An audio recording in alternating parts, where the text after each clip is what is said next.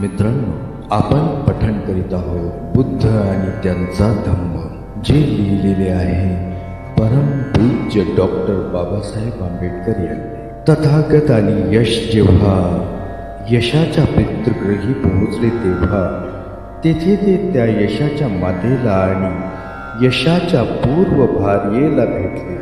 अवग्रहणानंतर तथागतांनी त्या कुटुंबाला धम्मोपदेश दिला. सर्वच धम्मोपदेशाने प्रमुदित झाले आणि त्यांनी धम्माला शरण जाण्याचे अभिवचन दिले. मित्रांनो, व्हिडिओच्या मागील भागात आपण इथपर्यंत पठण केलेले आहे. आता पठण करूया पुढील भागाचे. वाराणसी नगरीत यशाचे 4 मित्र होते. ते धनधान्य संपन्न कुटुंबातील होते. त्यांची नावे विमल, सुबाहू, पुण्यजीत आणि गवामपत्ती. यश बुद्धाला आणि धम्माला शरण गेला हे जेव्हा त्यांना कळले, त्यांनी असा विचार केला की जे यशाकरिता कल्याणप्रद आहे ते निश्चितच त्यांच्याकरिताही कल्याणप्रद असेल. ते यशाकडे गेले. त्यांनी त्याच्या वतीने यशाने बुद्धाला वंदन करावे आणि त्यांनाही शिष्य म्हणून स्वीकारण्याची प्रार्थना करावी असे सुचविले. यशाने स्वीकृती दिली. यश बुद्धाकडे गेला. तथागतांनी माझ्या 4 मित्रांना धम्म दीक्षा द्यावी, त्याने तथागतांना प्रार्थना केली. तथागतांनी त्याला स्वीकृती दिली. यशाचे मित्र धम्माला शरण आले. कश्यपांची धम्म दीक्षा. वाराणसी नगरीतील एक कुटुंब वास्तव्याला होते. ते कुटुंब कश्यप कुटुंब म्हणून प्रचलित होते. या कुटुंबातील 3 पुत्रे होती. 3ही पुत्र विद्याध्ययनात पारंगत होते. ते कठोर धम्म जीवन जगत होते. काही काळाने ज्येष्ठ पुत्राने संन्यास घ्यावयाचा विचार केला. त्यानुसार त्याने गृहत्याग केला. त्याने प्रव्रज्या घेतली आणि उर्वेलेच्या दिशेने प्रयाण केले. तेथे त्याने आपला आश्रम स्थापन केला. त्याच्या 2ही कनिष्ठ भ्रातांनी त्याचे अनुकरण केले. त्यांनीही संन्यास घेतला. ते सर्व अग्निपूजक होते, अग्निहोत्री होते. त्यांच्या लांब लांब जटा होत्या. त्यांना जटिल असेही म्हणत. ते 3ही बंधू उर्वेला कश्यप, नदी कश्यप आणि गया कश्यप म्हणून ख्यात होते. उर्वेला कश्यप याचे 500 जटिल शिष्य होते. नदी कश्यप याचे 300 जटिल शिष्य होते. गया कश्यपचे 200 जटिल शिष्य होते. 3ही बंधूंपैकी उर्वेला कश्यप प्रमुख होता. उर्वेला कश्यपाची ख्याती सर्व दूर पसरली होती. त्याला जिवंतपणी मुक्ती मिळाली असे मानले जात असे. दूर दूरून लोक त्याच्या आश्रमात येत असत. त्याचा आश्रम फाल्गू नदीकाठी होता. तथागतांना उर्वेला कश्यपाची ख्याती कळली. उर्वेला कश्यपाला धम्मोपदेश द्यावा असे तथागतांना वाटले आणि शक्य असेल तर धम्मदीक्षाही. त्यांच्या वास्तव्याची माहिती घेऊन तथागत उर्वेलाकडे प्रस्थान करते झाले. तथागताची आणि उर्वेला कश्यपाची भेट झाली. तथागतांची इच्छा उर्वेला कश्यपाला धम्मोपदेश देऊन दीक्षित करण्याची होती. तथागत म्हणाले, हे कश्यपा, तुझी असहमती नसेल तर मला 1 रात्र तुझ्या आश्रमात निवासाची अनुमती द्यावी. मला हे मान्य नाही. कश्यप उत्तरला. मुचलिंद नावाच्या रानटी नागराजा या स्थळीचा अधिपती आहे. भयानक शक्ती त्याच्या अधीन आहे. अग्निपूजक तपस्व्यांचा तो घोर वैरी आहे. तो आमच्या आश्रमांना रात्री भेट देतो आणि आम्हाला कष्ट देतो. ज्या प्रकारचे कष्ट तो आम्हाला देतो त्या प्रकारचे कष्ट तो तुलाही देईल याचे मला भय वाटते. नाग तथागताचे मित्र आणि अनुगामी आहेत याची कश्यपाला माहिती नव्हती, पण तथागतांना मात्र याची पूर्ण माहिती होती. म्हणून तथागताने आपला अनुरोध स्वीकारावा यासाठी कश्यपाला आग्रह केला. तथागत म्हणाले, तो मला काहीही कष्ट देण्याची संभावना नाही. हे कश्यपा, मला 1 रात्र तुझ्या अग्निग्रहात वास्तव्य करू दे. तथागताने अनुरोध केला. कश्यपाने खूप अडचणी सांगितल्या. तथागत मात्र आपला अनुरोध स्वीकारावा असा आग्रह करीतच होते. नंतर कश्यप म्हणाला, मी अधिक विवाद करू इच्छित नाही. मला भय वाटते, माझ्या मनात शंका येते, तरीही तुला जे योग्य वाटेल ते तू करावे. त्यानंतर तथागताने अग्निगृहात प्रवेश केला व आपले आसन ग्रहण केले. आपल्या नियोजित वेळी नागराज अग्निगृही प्रवेश करता झाला, परंतु तेथे त्याला कश्यप आढळला नाही. त्याच्या स्थानी तथागत आसनस्थ असलेला त्याला दिसला. तेव्हा मुचलिंदाने शांती आणि सौम्यतेचे प्रतिमा अशा तथागतांना तेथे आसनस्थ पाहिले. तेव्हा तो दिव्य पुरुषाच्या सहवासात आहे असे त्याला वाटले. मुचलिंदाने तथागतांना वंदन केले. त्याने तथागताची पूजा बांधली. अतिथीवर कोणते संकट आले असेल या विचाराने अस्वस्थ कश्यपाला त्या रात्री निद्रा आलीच नाही. आपल्या अतिथीला कदापि अग्नीच्या स्वाधीन करण्यात आले असावे या आशंकेने तो जागा झाला. रवी किरणांच्या आगमनासह प्रातःकाळी आपल्या शिष्यासह कश्यप अतिथींच्या समाचारास्तव अग्निगृहीत आला. मुचलिंदाने आहत घायाळ केलेल्या तथागत त्यांच्या दृष्टीस पाहण्याऐवजी मुचलिंद तथागताचे पूजन बांधतो आहे असे दृश्य त्याला दिसले.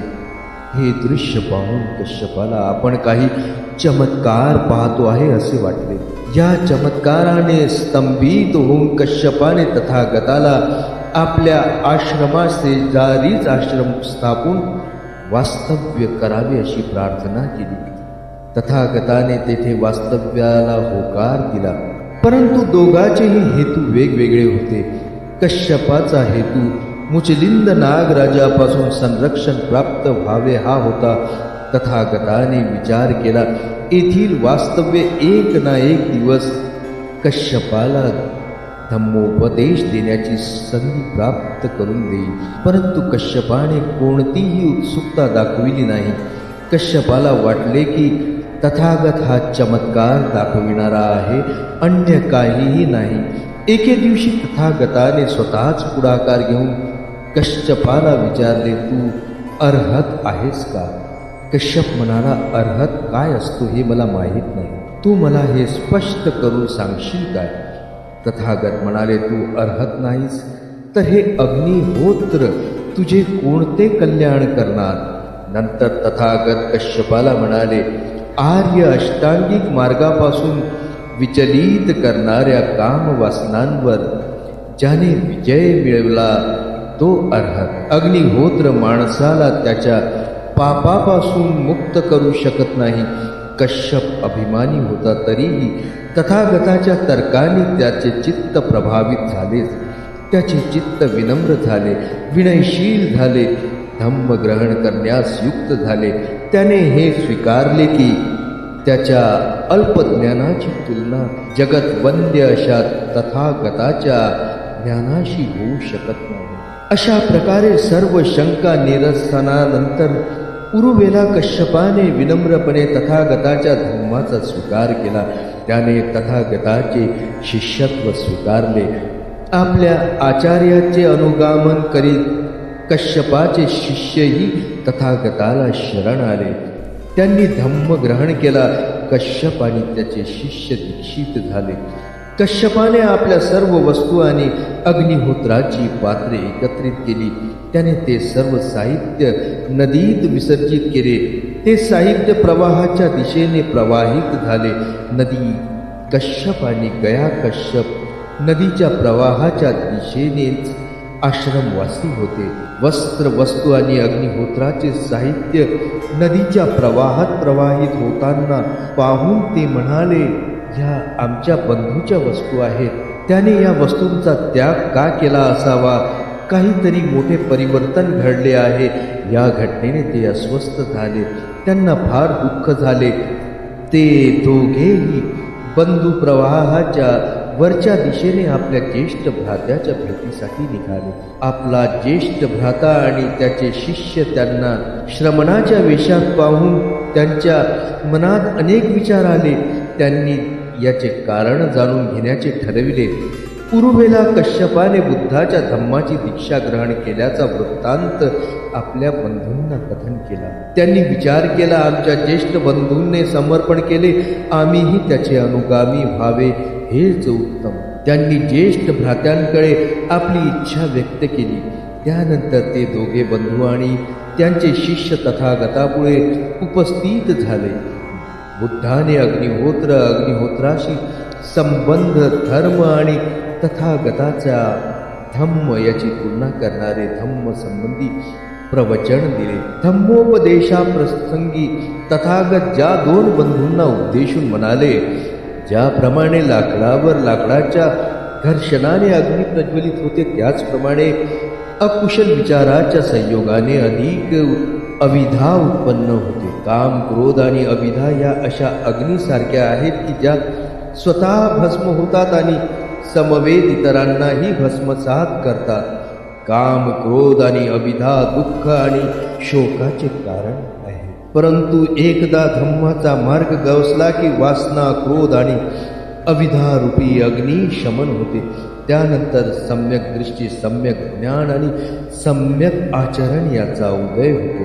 एकदा चित्तात पापाविषयी घृणा उदय पावली की ही घृणा तृष्णेच्या क्षयाचे कारण ठरते. तृष्णेचा क्षय झाला की माणूस श्रमण पदाला प्राप्त होतो. हे श्रेष्ठ ऋषी तथागतांना लक्षपूर्वक श्रवण करत होते. त्यांची अग्निपूजेविषयीची श्रद्धा लोप पावली. त्यांनी बुद्धाचे अनुगामी होण्याची आकांक्षा व्यक्त केली. कश्यपाची दीक्षा हा तथागताचा मोठा विजय होता. कश्यपांचा जनतेच्या मनावर दृढ प्रभाव होता. 250 शिष्यासह तेथील वास्तव्याला होता. सारीपुत्र आणि मौद्गल्यायन हे दोन युवा ब्राह्मण सुद्धा त्यांचे शिष्य झाले. सारीपुत्र आणि मौद्गल्यायन संजयच्या शिकवणीने संतुष्ट नव्हते. ते श्रेष्ठतम धर्माच्या शोधात होते.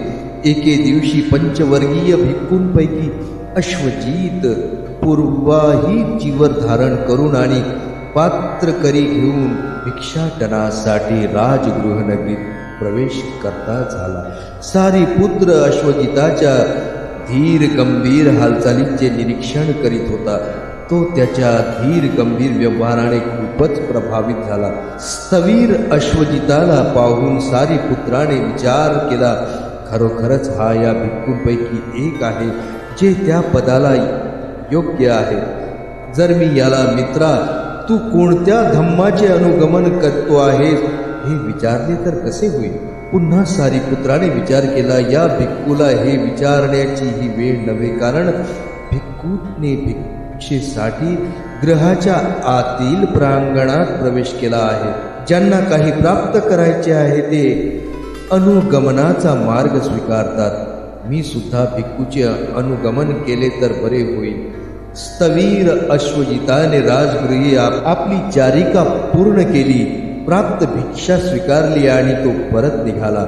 स्थवीर अश्वजित जेथे विश्राम करीत होता तेथे सारीपुत्र त्याच्या निकट पोहोचला. त्याने अश्वजिताला अभिवादन केले, कुशलक्षेम विचारले आणि निकट उभा राहिला. निकट उभा राहून परिव्राजक सारीपुत्र स्थवीर अभिजिताला म्हणाला, मित्रा, तुझे मुखमंडल शांत आहे, तुझे रूप आभायुक्त आहे, तुझे रूप पवित्र आहे. तू कोणाच्या नावाने प्रव्रजित झाला आहेस? तुझा गुरु कोण आहे? तू कोणाचा धम्म जागतो? अश्वजित उत्तरला, शाक्य कुलोत्पन्न प्रव्रजित महान श्रमण तथागतांच्या नावाने मी प्रव्रजित झालो आहे. तोच माझा गुरु आहे आणि त्याचा धम्म मी जगतो आहे. आणि हे श्रद्धेय, आपल्या गुरुचा धम्म काय आहे? त्याने आपणास कोणता धम्मोपदेश दिला आहे? सारीपुत्राने विचारणा केली. मित्रा, मी नव्यानेच तथागताचे शिष्यत्व स्वीकारले आहे. मला प्रव्रजित होऊन फार थोडा काळ लोटला आहे.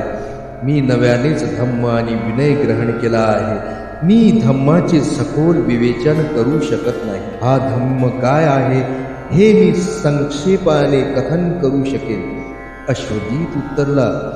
त्यानंतर परिव्राजक सारीपुत्र स्थवीर अभिजिताला म्हणाला, मित्रा, तू जेवढे कथन करणं शक्य असेल तेवढा धम्म तू मला कथन कर, परंतु या धम्माचे सार आवश्यक कथन करावे. मी धम्माचे सार जाणून घेण्यास उत्सुक आहे. अवास्तव शब्द जंजाळाशी मला काय घेणं देणं. त्यावर स्थवीर अश्वजिताने बुद्धाच्या धम्माचे सार सारीपुत्राला कथन केले. सारीपुत्र पूर्णपणे संतुष्ट झाला. तर मित्रांनो, आजचे वाचन आपण इथेच थांबवूया. भेटूया परत पुढील भागात. आपणास जर माझी वाचनशैली, माझा हा उपक्रम आवडला असेल तर कृपया चॅनलला लाईक करा, सबस्क्राईब करा आणि शेअर करायला मात्र विसरू नका. धन्यवाद.